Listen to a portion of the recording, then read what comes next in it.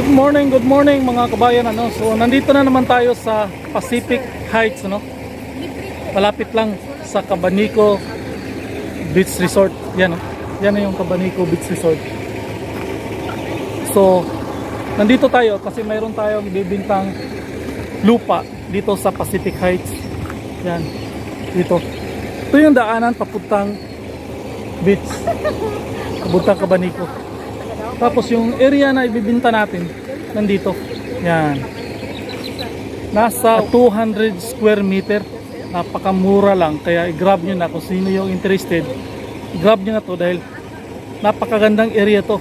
At saka umpisa na yung bridge dito sa Samal area, no? Garden City of Samal. So papakita natin kung gaano kaganda ito, itong lupa na ito, dahil napakalapit lang.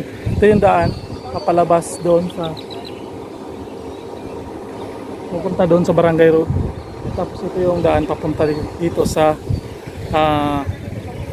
Cabanico Beach Resort.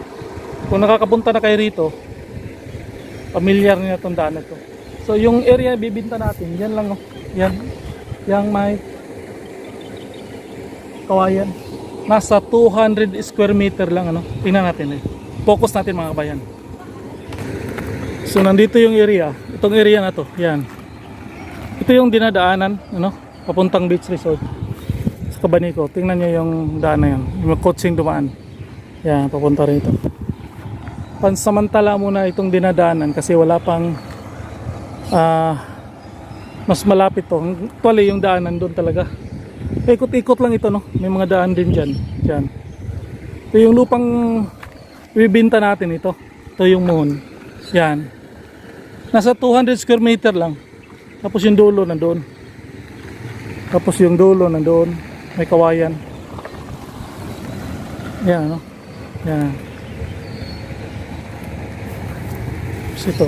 Yan, may mga coaching dumadaan. Papalabas na. Pansamantala muna nilang dinadaanan dito. Yan. Yan.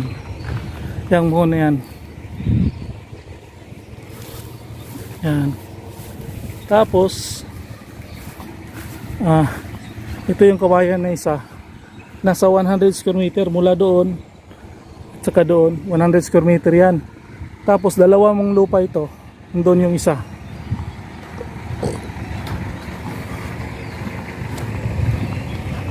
Yan, ito yung isa. Tapos nandito yung dulo. Yan. Yan. Tapos doon. So dito may daan na, no, pansamantala muna nilang ginamit kasi wala pang mga bahay na itinayo.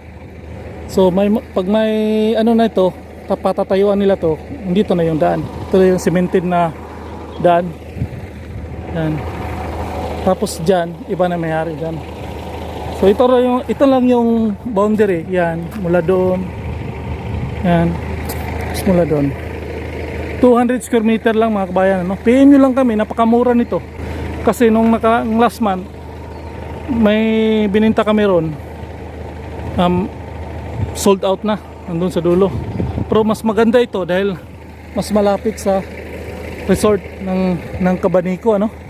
Tapos diyan sa likuran, yan, may mga bahay na tinayo. May mga may-ari na yan dyan.